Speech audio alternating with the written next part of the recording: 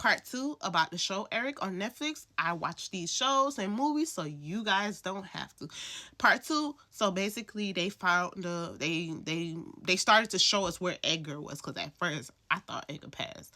I thought somebody snatched him up and was like, yeah, and I felt bad, right?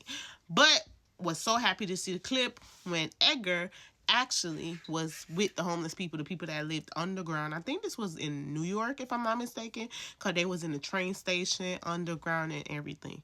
So they found Edgar. Edgar did not want to go home because he looked at his father as a monster because of how his father talked to him. Now, let me give you a little backstory. His father gave him the attitude where life is not going to be nice on you. If this is something that you want to do with your life as well, you have to know how to take hard criticism. But also, he should have kind of showed him a little bit of love while giving that hard criticism. He did not do that. Excuse me. So we are now in episode 5, and they got a chance to get to Edgar. Something happened. He ended up missing again.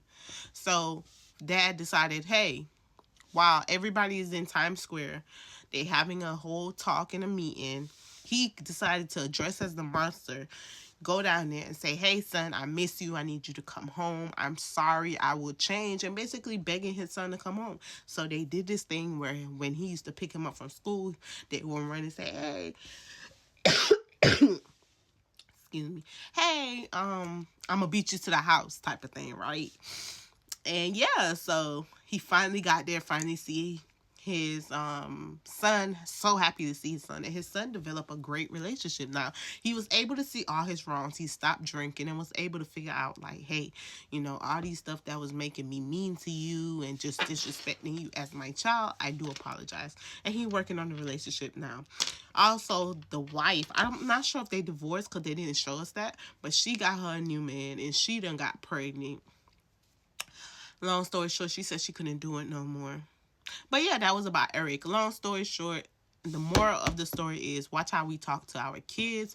Let's be more gentle with our kids. Yes, we want to set our kids up for the world. And yes, we want to set our kids up from just all the bad, negative things that happens in the world. But we also have to let them know, like, hey, I'm being rough on you.